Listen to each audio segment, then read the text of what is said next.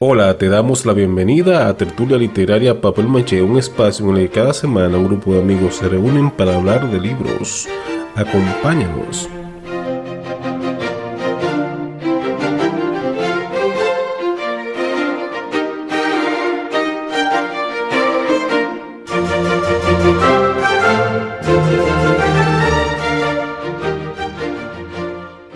En este episodio conversamos con Alfredo Rafael Hernández Figueroa sobre su libro Vida Social y Cultural de la Vega en la primera mitad del siglo XX.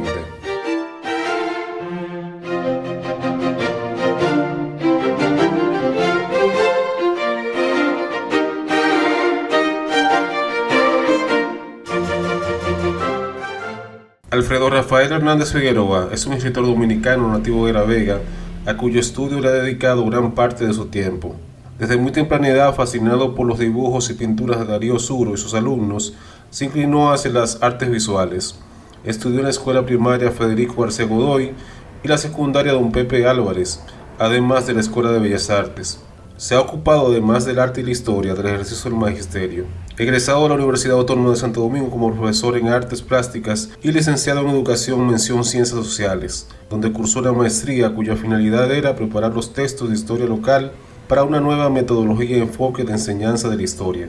Ha realizado 2 exposiciones individuales de pintura y ha participado en varias colectivas en el país y en el exterior.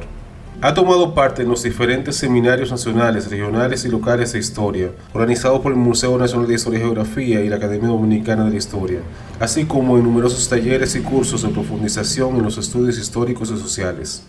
Como investigador en el Archivo Nacional de la Nación, realiza una investigación sobre La Vega que abarca unos 17 tomos. Además tiene publicado en la colección Presidentes Dominicanos un tomo sobre la administración de Carlos Morales Languasco. Otros volúmenes pertenecientes al Fondo Presidencia sobre los gobiernos del periodo 1906-1914 esperan su publicación. Actualmente labora a tiempo completo como facilitador en la Universidad Católica Tecnológica del Cibao, Catesi de La Vega.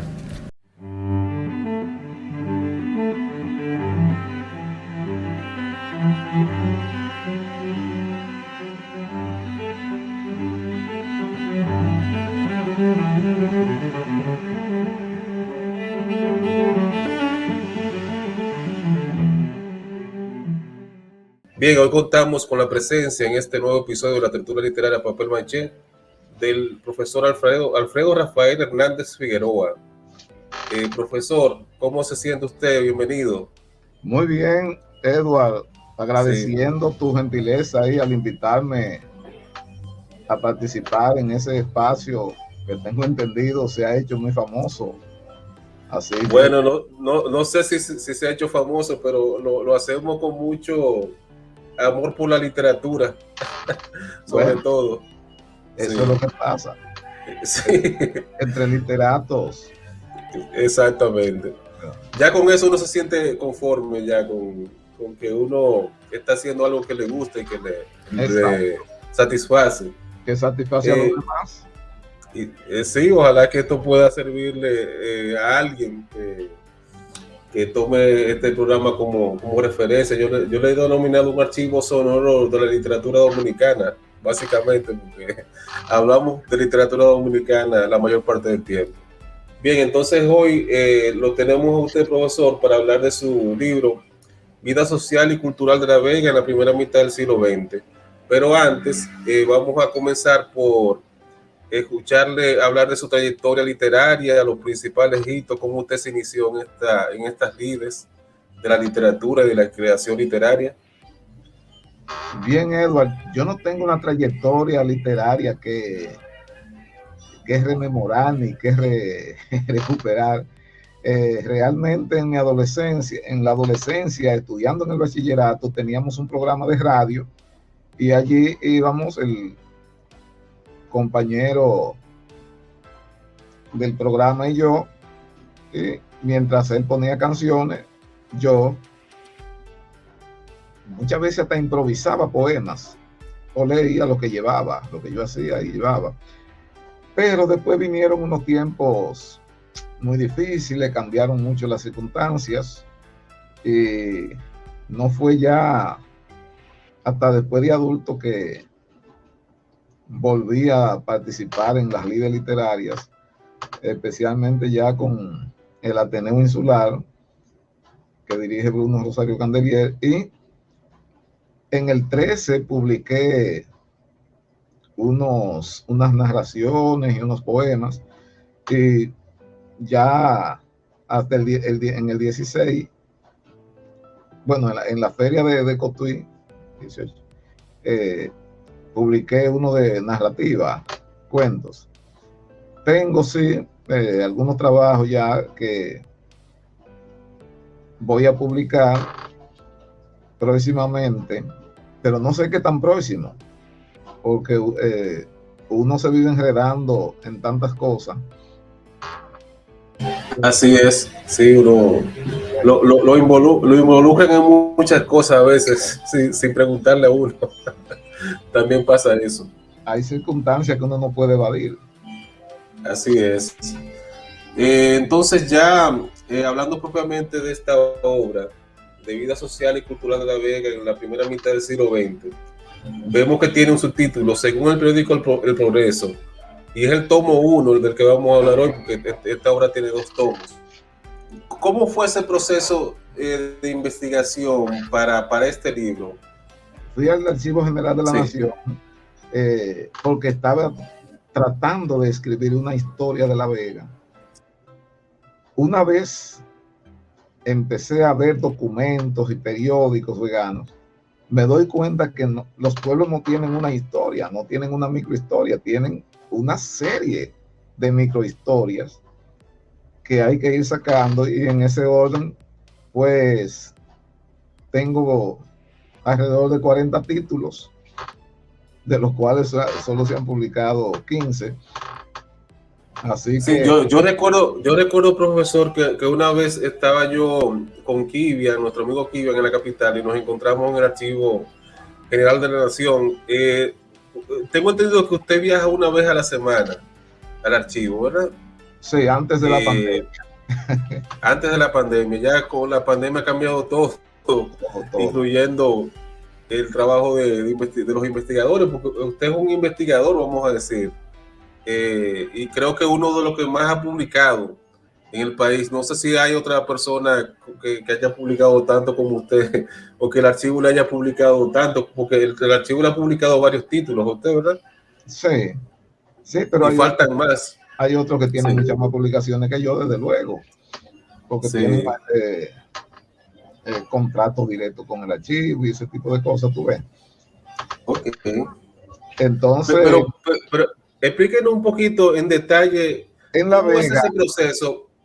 ¿Usted inició la investigación en La Vega y después tuvo que ir al archivo, o todo lo pudo obtener en La Vega? No, lamentablemente en La Vega destruyeron todos los archivos históricos que habían. El ayuntamiento dejó podrir los boletines municipales, y en 2 reparaciones que le hicieron a la biblioteca municipal, pues cogieron toda la hemeroteca que había y la tiraron en un volteo y fueron y la vaciaron en el patio del cuerpo de bomberos. O sea, todo eso se pudrió. Entonces hubo que ir para el archivo. Pero aquí comenzó a publicarse El Progreso en el 1910. Antes del Progreso ya se habían publicado otros periódicos, porque desde 1880 y tanto, los Bovea y Federico García Godoy lanzaron El Esfuerzo, y así otras publicaciones que han sido efímeras. Pero El Progreso, con los vaivenes de la guerra y los problemas, salió más o menos hasta 1947 y retrató toda esa época de una manera increíble.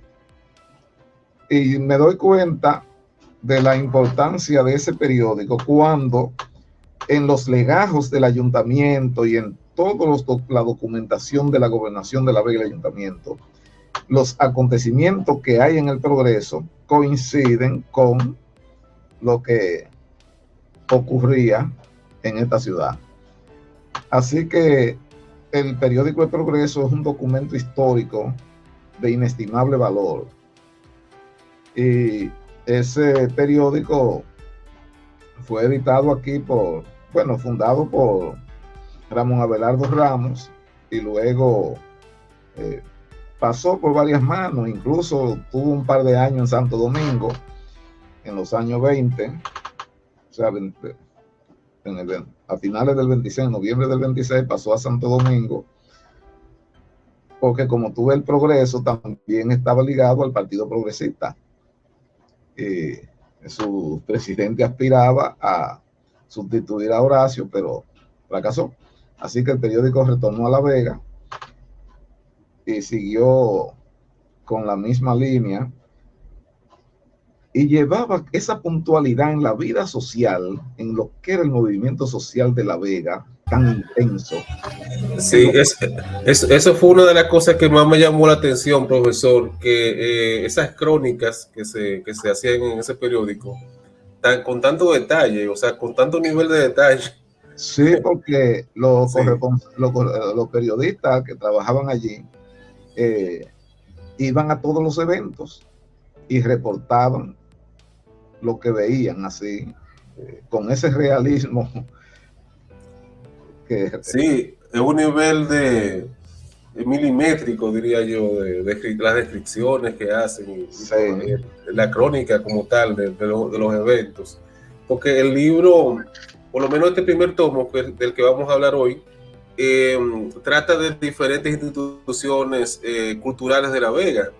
Pero también me gustaría que nos centremos en qué se entiende por cultura en los términos de este libro, o sea, lo cultural, porque como sabemos hay una alta cultura. Sí, yo manejo el concepto antropológico de la cultura. Correcto, sí. Tú exactamente. No la cultura de las élites, que es correcto, lo que se ha pretendido potenciar como única cultura. Y eso no es imposible. Hay una concepción más amplia de la cultura que implica prácticamente todo la forma de vida de un pueblo. Claro. Sus costumbres, sus usos, tradiciones, la lengua, mitos, creencia, que son los dos instrumentos fundamentales. Ahí entran los mitos, las leyendas, correcto, la técnica, sí, la ciencia, el arte, sí, la literatura, el teatro, todo, el folclore. Todo entra ahí. Correcto. O sea, todas las manifestaciones del arte, como usted dice. Y hablando de eso, vamos a empezar por hablar de la primera institución que se toca en el libro propiamente, que es la Sociedad Progresista. La Sociedad Progresista, sí. Exacto. Vamos a hablar un poco de su fundación, de la labor que ha hecho, porque creo que todavía existe, ¿verdad? Bueno. Todavía como tal. Todavía hay algo que lleva su nombre. Exacto. Bueno, ahí vamos a llegar. Vamos a hacer un recuento de la historia de esa institución. Sí, porque la Sociedad Progresista realmente era una concepción de Eugenio de Chan, y se fundó una en Santo Domingo con ese nombre. Y en San Francisco de Macorís, con los mismos ideales, se fundó La Esperanza, que también había una logia de esperanza. Pero también se fundó una sociedad restauradora y así, que correspondían al sector liberal que ya estaba cansado de tantas guerras y tantas situaciones anómalas y pretendía, ¿verdad?, encauzar el país por la paz, el progreso y la democracia como se entendía en aquellos tiempos, frente a ese militarismo, a ese caudillismo tan dañino que hasta el día de hoy se mantiene y se reproduce, porque todavía los políticos actuales son caudillos y están creando una dinastía con sus hijos y familiares cercanos, también con el mismo tipo de caudillismo asistencialista, mesiánico. Óyeme, una cosa espantosa en pleno siglo XXI. Esto es intolerable ya. Así que fíjate tú, si en esa época ya se veía como un problema, bueno, pues aquí se formó la sociedad. Lo único, bueno, que como un pueblo pequeño, con muy pocos habitantes, las familias principales fueron las que asumieron el reto y se formó la Sociedad Filantrópica y Literaria, la Progresista, en septiembre de 1878. Ahí habían ciudadanos que tenían mucho prestigio social y económico acá en La Vega. ¿Se podría mencionar a alguno de sus fundadores que usted recuerda? Sí. Sí, sí. Sí, sí. Estuvo a la cabeza Pedro Antonio Gobea, pero estaba ahí Gómez. Manuel Ubaldo Gómez sería. Sí. Un familiar suyo, Okay. Lorenzo Rosario Gómez se llamaba. Ok. Estuvieron involucrados Nicolás Pereira Jiménez y otros que, bueno, de los Moya hubo más, porque también Manuel Ubaldo Gómez llegó a ser presidente, Arturo de Moya también estuvo en la presidencia en algún momento, y sucede que en un primer momento la sociedad nace y está preocupada por el progreso de La Vega, por el progreso material. Así que en esos tiempos se estaba construyendo la Iglesia Mayor de La Vega, que ya se vino a inaugurar en el 15 de agosto de 1900, pero en el 1975, 76 por ahí, pues la destruyeron para construir la actual catedral en ese mismo espacio. Y sucede que a esa iglesia mayor ellos le donaron un reloj que, combinado con las campanas, daba la hora, las 24 horas del día. Si eran las 9, tocaba 9 campanazos. A la y media de cada hora daba un campanazo. Y esa era la referencia para saber la hora en La Vega, en todo. Y se veía desde diferentes sitios, porque se logró elevar la torre, que era más bajita, para que el reloj se viera por los 4 puntos cardinales. ¿A dónde fue a parar ese reloj con la construcción de la nueva catedral? No se pudo conservar. Esa es la gran incógnita de ahora, porque lo tenía alguien que era que le daba mantenimiento, pero a ese señor se lo quitaron y lo llevaron a otro sitio que ahora se desconoce. No hay noticia. Pues sí, entonces creó una biblioteca, creó una escuela nocturna para obreros, donde estudiaron una gran cantidad de personas. O sea, fíjate, vino a ser una obra social y cultural extraordinaria. También creó una banda de música civil, en vista de que la banda que había era la militar. Pero compraron los instrumentos, entrenaron los músicos que había disponibles, pero realmente no pudieron sostener la banda económicamente y la pasaron al Estado. O sea que, y continuó como una banda militar, pero que prestaba algunos servicios a los eventos sociales. Y luego, ya que el ayuntamiento logró crear su banda de música, pues las militares habían desaparecido, y aparecen muchos documentos donde se solicitan los instrumentos de esa banda militar para formar la municipal. No hay mucho documentos que puedan dar un detalle explícito de cómo se logró, pero se logró. Y todavía queda un pedazo de esa banda. Una banda que llegó a ser una de las más famosas del país y de la más grande, de la que tenía más miembros. La Vega llegó a tener 2 bandas de música, una del cuerpo de bomberos también grande, porque ahí estaban todos los muchachos que estudiaban música en la academia, que ya tenían la categoría de aprendices, y la banda del municipal, incluso en el mismo recinto, porque en la antigua fortaleza, en el antiguo Fuerte Concesión de La Vega, que pasó a alojar al cuerpo de bomberos, ahí mismo también funcionaba la Academia Municipal de Música. Y ya a la 1 de la tarde, los muchachos arrancaban para allá a aprender música. Ahí fue que se formaron los grandes músicos de La Vega. Lamentablemente, hace alrededor de una década, clausuraron esa academia, redujeron la banda de música al mínimo, y ya los veganos no tenemos alborada los días de fiestas patrias. Las retretas, cuando se producen, son un fenómeno aparte, porque antes había un programa de retretas todos los martes y jueves, perdón, los jueves y los domingos. Así que todo eso desapareció de La Vega ya.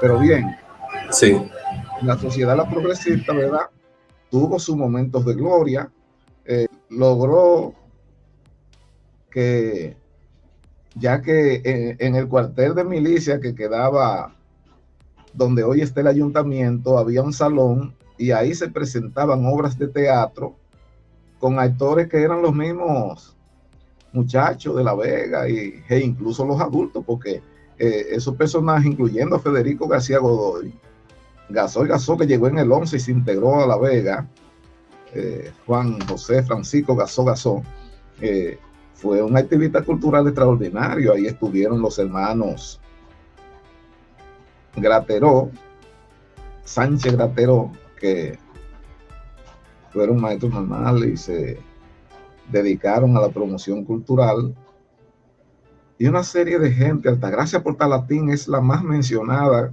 como actriz acá en esos tiempos, a quien Federico García Godoy le dedica varias páginas de crítica muy positiva. Pues venían de Moca, de Salcedo y de Bonao a ver esas obras aquí, y luego venían hasta de Santiago, Santo Domingo y San Pedro de Macorís. Bueno, así que surgió la idea de la construcción del teatro. Ya se había hecho una permuta de terrenos ahí anteriormente para el funcionamiento de la sociedad, al lado del ayuntamiento, donde está el teatro, o las ruinas del teatro ahora. Y sucede que en el 1910 se pudo inaugurar el teatro. El ayuntamiento tenía a su cargo, en su presupuesto anual, destinar una partida para la construcción del teatro, y luego le solicitó la exoneración de todo cuanto ese teatro necesitaba, a tal punto que en el 1917 encontré una discusión en un periódico local que el ayuntamiento reclamaba como suyo el teatro, y los directivos se defendieron y ganaron el pleito en los tribunales, porque el principal promotor, que era presidente, era el señor Nicolás Pereira, un abogado de esos que se la saben todas, y otros que le ayudaron en lo mismo. Así que en el 29 ellos adquirieron su incorporación, pero sucede que la sociedad fue en decadencia, y llegó un momento en que ya lo único que hacían era celebrar el aniversario, salvo que en el 44, para el centenario, celebraron un concurso histórico literario que ganó Guido Despradel con el tema de los aportes de La Vega a la gesta libertadora, plagiado muchísimas veces ahí, pero con la compilación que hice de la obra de Guido, se rescató su verdadero autor. Porque Guido Despradel Batista fue otro de los grandes intelectuales que tuvo La Vega, que dejó su sello desde otra sociedad que se fundó, que se llamó Amor al Estudio, ya en el 1894, aunque hay quienes aseguran que fue en el 1892. Pero bien, eso no importa. Lo importante es que esa otra sociedad, Amor al Estudio, fue una paridora de otras sociedades, como fue la Sociedad Cultura, y de donde salió entonces el grupo Los Nuevos.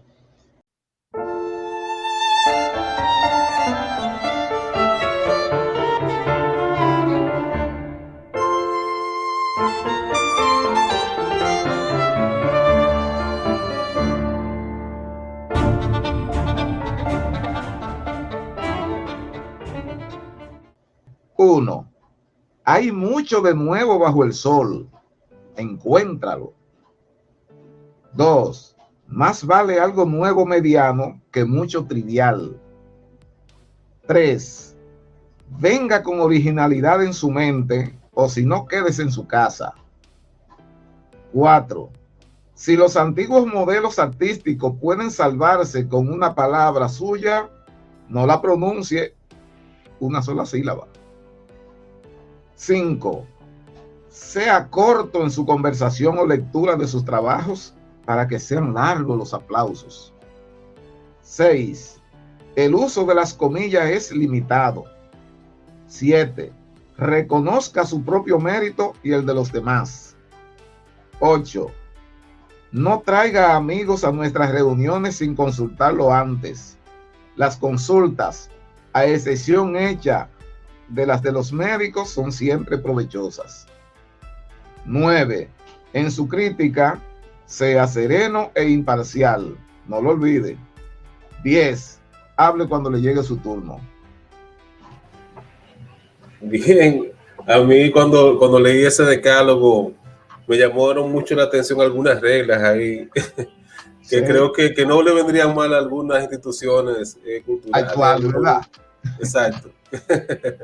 Sí, entonces vamos a tomar eso como una referencia de qué era ese grupo de Los Nuevos, cómo surge el grupo de Los Nuevos, quiénes lo integraron originalmente.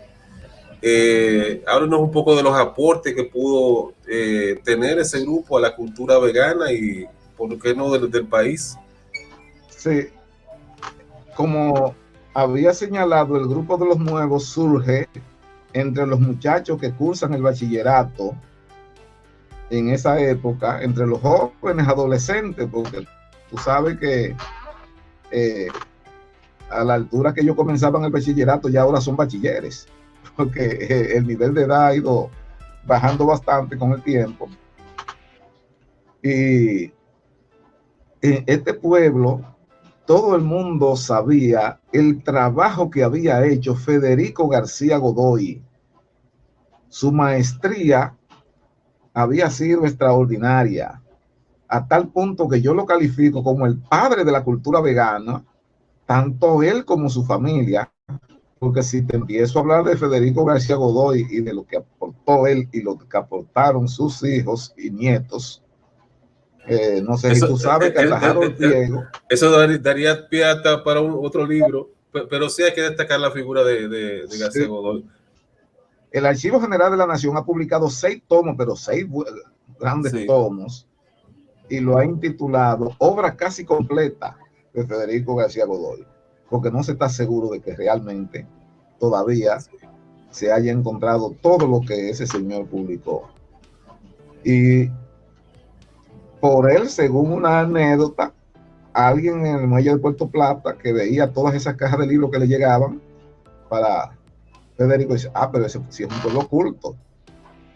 Pensaban que aquí se leía mucho, y realmente se leía mucho, porque o sea que mucha de la fama de La Vega como ciudad culta se le debe a García Godoy. No, en todos los sentidos. Algún día podemos hablar de eso. Y hay que destacar que García Godoy nació en Cuba y luego fue que se trasladó a la República Dominicana. Sí, pero él vino pequeño aquí, a Puerto Plata, sí, y luego a Santiago.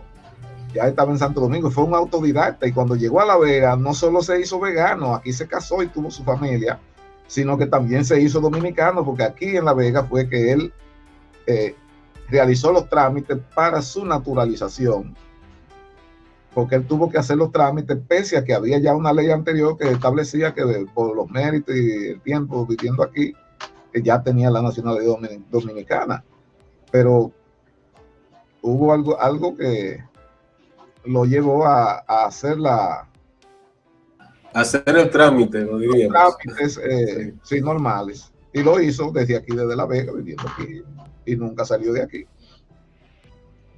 Pues bien, aquí fue donde desempeñó su magisterio. Y Federico García Godoy fue de los pocos a quienes se les reconoce en La Vega y a quien se les reconoció en vida los aportes que hacía, y donde quiera que era invitado, iba la gente solo por escucharlo. Fue un hombre aplaudido en La Vega, bien querido, y reconocida su alta capacidad.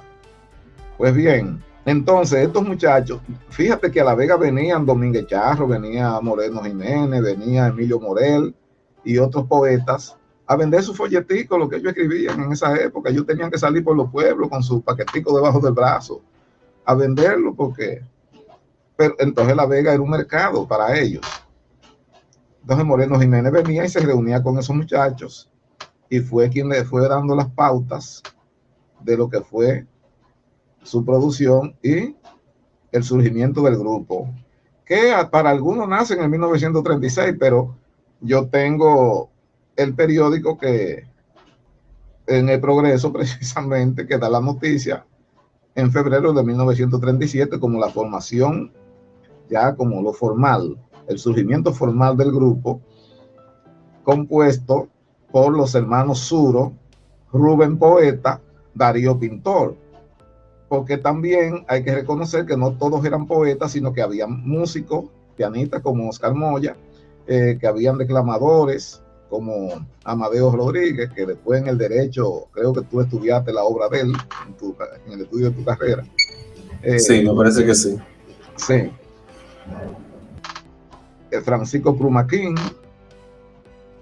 Guido de Pradel Batista, Julio César, el periodista que luego se asiló y regresó y produjo Renovación, Julio César Martínez, que publicó Renovación en el país, porque lo fundó en el 36, pero tuvo que irse al exilio después que Van Elder, otro novista, Van Elder Espinal, fue asesinado. Entonces Julio César no tuvo más remedio que irse al exilio, porque fue la imprenta de Julio que tiraron el documento por el cual se persiguió y dio muerte a Van Elder Espinal.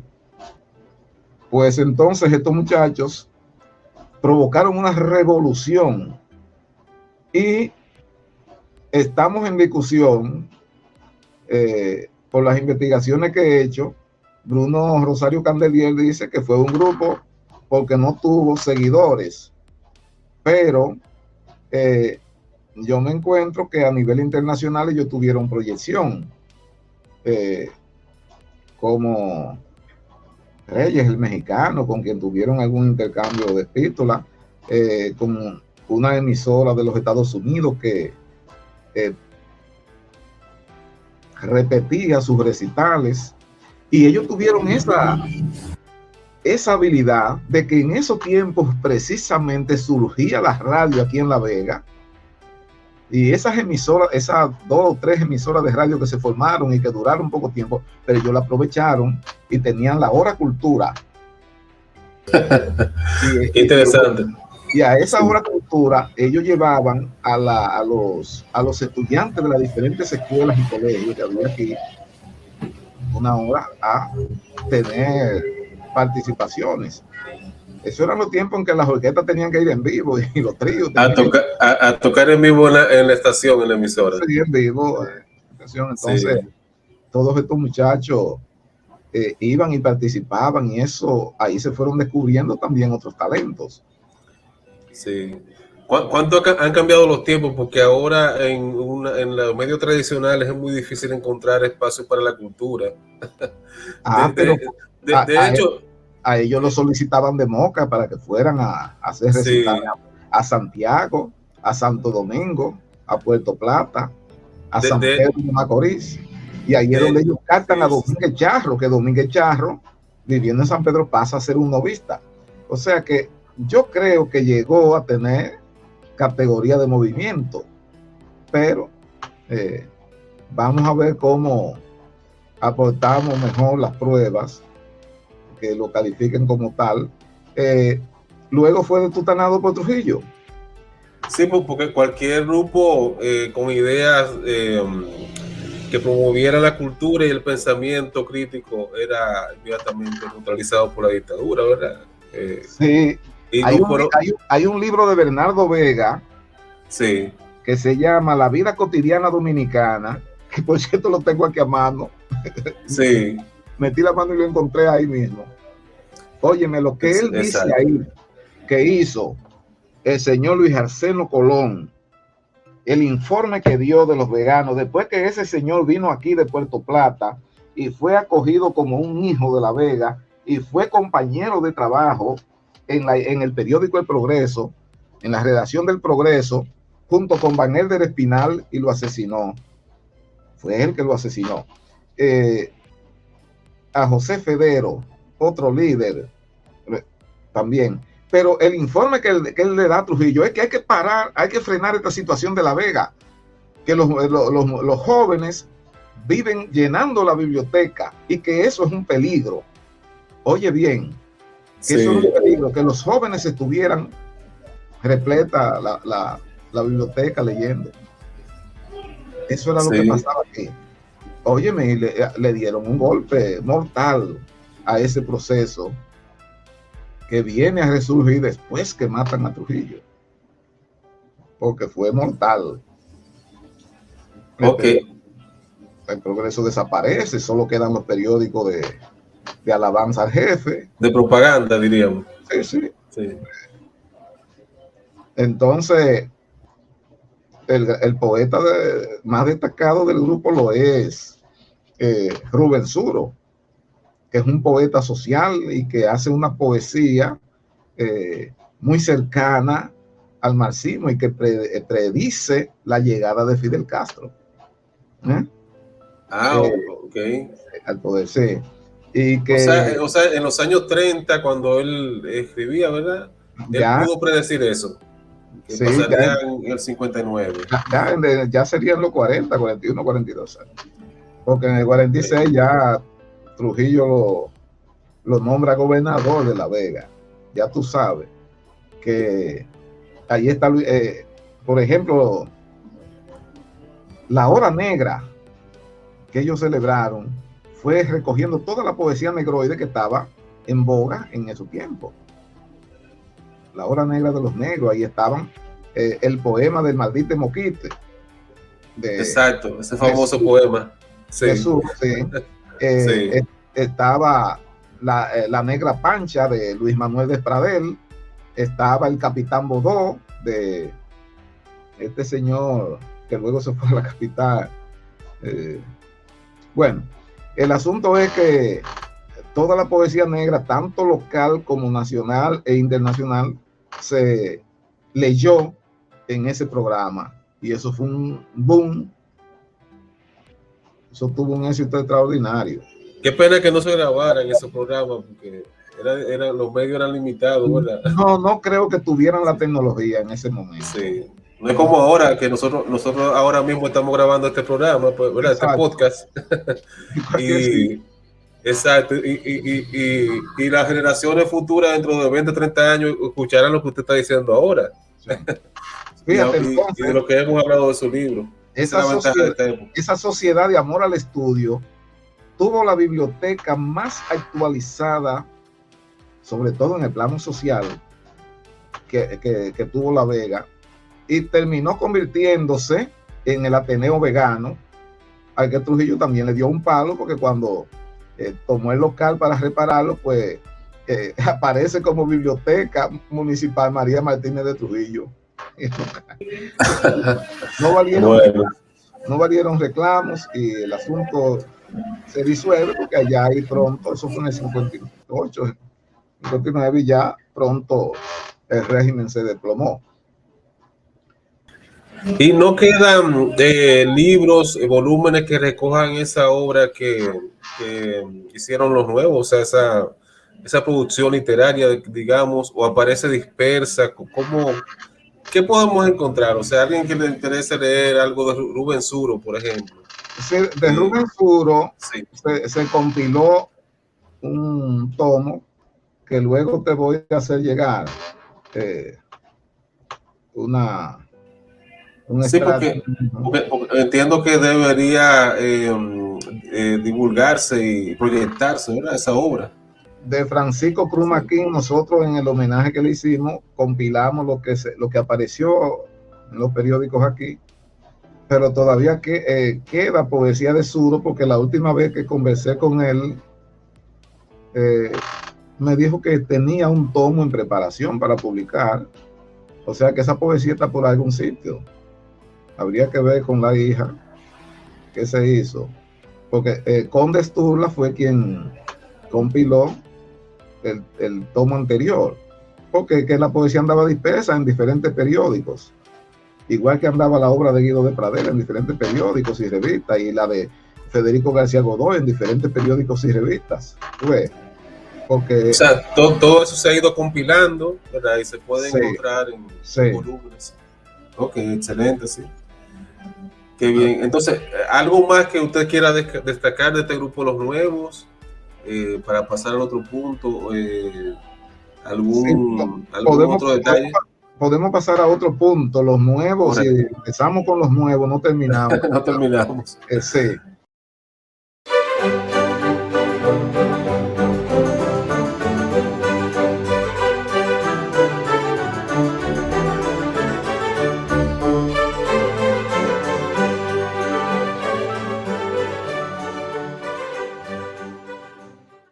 Bueno, entonces vamos a hablar ahora del Teatro Rivoli.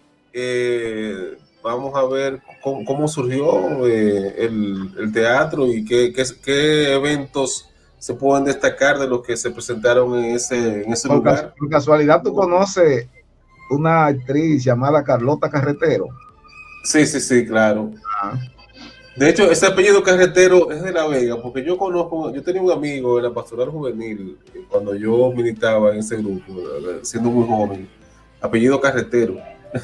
Sí. Son de ahí los carreteros. Un señor carretero, un señor carretero por lo menos llegó a La Vega, se casó con una hija de Manuel Waldo Gómez. Okay. Ahí surgen los Carreteros Gómez. Y bueno, ahí había un par de mellizos, todos deportistas, Cucho Carretero, que llegaron a jugar con equipos profesionales, béisbol. Luego Cucho se quedó como profesor de educación física, fue mi profesor de educación física. Cucha, una hembra, y así. Fue una familia muy fructífera. Entonces, una nieta de Luis Carretero es la famosa actriz teatral que mencionábamos, a Carlota. El Teatro Rivoli, ¿verdad? Surge ya en el 27. Él compra la casa donde va a instalar el teatro, pero realmente el teatro se desarrolla en los años 30 y en los 40 hubo que hacer una reparación y estuvo cerrado un par de años, volvió, pero terminó siendo un cine igual que el Teatro de la Progresista. Asimismo, el Teatro de la Progresista había sufrido muchísimas transformaciones porque la sociedad no supo administrar el Teatro de la Progresista. Y ahí se presentaron muchísimas obras, pero la presentaron los arrendatarios del teatro. Exacto, no el teatro como tal, sino Gente que lo arrendaba, como se dice. Sí, porque pronto fue arrendado, primero que fue ocupado por las tropas militares en los combates de 1912. Luego, durante la ocupación americana, fue ring de boxeo y sala de baile, pero luego el circuito Rialto, creo que se llamaba, donde estaban los Parisi, unos italianos, Parisi, Leonetti y los rusos. Los hermanos rusos arrendaron el teatro y lo convirtieron en cine. Pero eso no quitaba que se presentaran zarzuelas, operetas y demás. Porque las compañías de variedades que pasaban para Santiago eran atrapadas aquí en La Vega al ir o al volver para que hicieran presentaciones aquí en La Vega. Sí, una cuestión que me llama la atención es La Vega siendo un pueblo pequeño en esa época. ¿Cuántos habitantes tenía La Vega en esa época? Cuando se fundó el teatro no llegaba a 6,000. O sea, era un pueblo más pequeño que lo que es Tenares ahora, que es un pueblo pequeño. Claro. Sí. En su zona urbana, desde luego, porque sí tenía una población campesina bastante rural, sí. Siempre. Pero fíjate que todavía en el censo de 1950 la población no llega a 9,000 habitantes. Es después que matan a Trujillo que aquí empieza ese desarrollo urbano de expansión y de población, porque los campesinos se atrevieron a dejar el campo y venir a la ciudad, porque era que Trujillo lo tenía preso en el campo prácticamente. Sí, así era. Trujillita contra los campesinos era muy fuerte. Y así fue que también se fueron a Santo Domingo y a Santiago y otras ciudades que crecieron con esa descampesinización que se produjo después de Trujillo. Y fundamentalmente en los años 70, con el movimiento del dinero del doctor, que el asunto se detenía en la puerta de su despacho, tú ves, ahí empiezan el proceso de construir urbanizaciones para clase media. Exacto, sí. Pues bien, entonces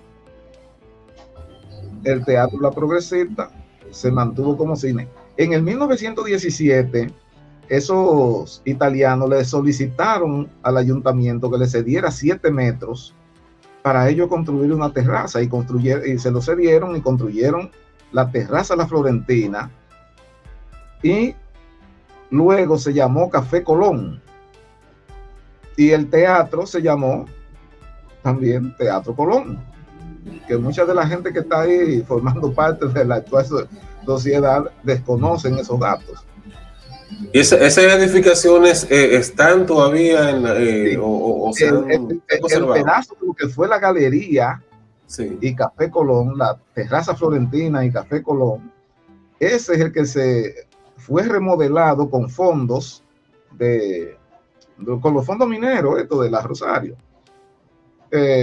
y que cayó en la dirección de un amigo tuyo y todavía está ahí. Eso fue en el 9 que se remodeló, todavía está ahí, pero no le han dado servicio a un solo estudiante en la biblioteca, porque ellos salieron de todos los libros viejos y se reabastecieron de nuevo, pero todavía no han dado un servicio de lectura, sí, para los estudiantes, y eso se mantiene ahí, ¿verdad?, como un elefante blanco. Eso es una cosa que pasa en muchos pueblos, profesor, porque aquí también en Tenares y otros pueblos a los que uno va, las bibliotecas están muertos ya, son lugares muertos, donde hay muy poca actividad. No sé si por el hecho de que ya uno tiene acceso a los libros desde su casa, por internet, ¿verdad? Sí, pero la biblioteca, exacto, no todos tienen la facilidad de comprar libros. Uno tiene el privilegio de poder comprar libros y tener libros en la casa, pero la municipal vive llena de estudiantes. Ah, qué bien. La de Yucatán sí vive llena de estudiantes. ¿Y cómo lo han logrado? Bueno, ¿cómo lo han logrado? Que hay profesores, sí, que asignan tareas. que asignan investigaciones y hay que hacerlas. Exacto, como lo hacíamos antes, cuando Sí, no había internet, ¿verdad? Eso sí, nos porque, ayudó mucho a desarrollar capacidad para vocación para la investigación. exacto, para hacer investigaciones Exacto, bibliográficas, por lo menos. exactamente.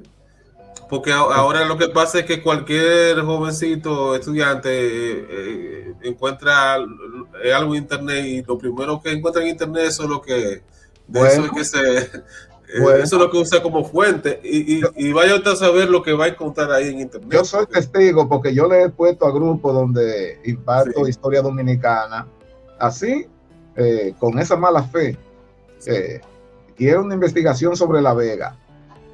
Bueno, cuando yo recibo los trabajos, hay de La Vega de León de Caracas, que hay una vega ahí, hay de La Vega de Santa Fe de Granada, hay hasta de Las Vegas de los Estados Unidos, o sea, porque de la Vega de Estados y de Unidos. una vez seleccionan, y No, seleccionar, y cortar, y pegar, o y sea, firma. lo Oye, primero que le sale en Google, eso es lo que sí, ellos... porque ellos no leen. exacto. Ellos te llevan los trabajos, pero no lo leen. Ellos no leen, ellos no saben lo que dice ahí. Y esa Exacto, es porque una de las cosas. uno de los grandes problemas actuales es que tenemos un exceso de información. Y yo entiendo que antes uno, yendo a la biblioteca, uno desarrollaba ese criterio para seleccionar la información útil. Oh, pero claro, Exacto, eso se ha ido perdiendo. y hacer la cita y todo eso. Exacto. Entonces, bien, el Teatro Rivoli fue teatro. Allí se presentaban cantidad de grupos de variedades que venían a hacer variedades teatrales, obras de teatro, lo mismo que hacía el Progresista, prácticamente lo hacía el Rivoli. Pero luego terminaba también arrendado por los rusos y funcionó como cine. Bueno, pues que cuando yo vine a crecer ya eran cine los dos. Y uno iba ahí al matiné los domingos en la mañana. O en la tarde, no recuerdo, ya no hace tanto tiempo, pero sí, porque creo que por la mañana era una tanda vermú como para enamorar, y entonces la tarde eran... Ya se han ido perdiendo la sala de cine por no, la en La irrupción Vega del no hay streaming. ninguna desde hace Sí. 20 años, casi se puede decir. Sí, en todos los No pueblos hay pequeños ninguna. han desaparecido. Bien, amigos de la tertulia, ustedes han podido apreciar en esta hora ya que tenemos el programa la cantidad de datos e informaciones que maneja el profesor Hernández y el compromiso que asumimos con ustedes hacer una segunda parte ya para cerrar un material que se nos quedó por comentar del primer tomo y concentrarnos también en el segundo tomo. Así que solamente me resta darle las gracias al profesor Alfredo Rafael Hernández y dejar abierta la invitación para una segunda parte de este conversatorio. Y una pregunta, profesor, ¿dónde los oyentes pueden adquirir el libro, los dos tomos de esta obra? Bueno, hasta ahora en el Archivo General de la Nación es que pueden quedar, si Pueden quedan. quedar ejemplares, exacto, si es que quedan, ¿verdad? Sí. Porque no son ediciones muy tiradas muy grandes, ¿verdad? Las que se hacen. 1000 ejemplares ese tipo. Ah, bueno, pues no está de más que los amigos que estén interesados se den la vuelta por el archivo, ¿verdad? y lo Pero puedan que ahí adquirir allá. se regalan muchos libros, por ejemplo, a los que van a la Sí, inauguración les regalan, a correcto. visitas distinguidas que llegan se les regalan, y también se envían a las instituciones del Estado. A las bibliotecas, ¿verdad? Las bibliotecas públicas, creo que también se les envía. Perfecto. Entonces, Sí. nada, solamente me resta, profesor, darle las gracias. Y ya usted sabe que lo tendremos como invitado a usted, no una ni dos veces, sino por la bibliografía tan extensa que usted tiene, ya usted va a ser un invitado ya prácticamente fijo aquí, mientras tengamos este espacio. Sí. Así que le damos Siempre la que tengamos oportunidad espacio. de despedirse y nada. Muy bien. Este espacio es Muchísimas suyo. gracias Edward, que tenga éxito en la difusión de este programa, y a todo el público que nos ha escuchado, que tenga muy buena noche y estén pendientes de la continuación del mismo.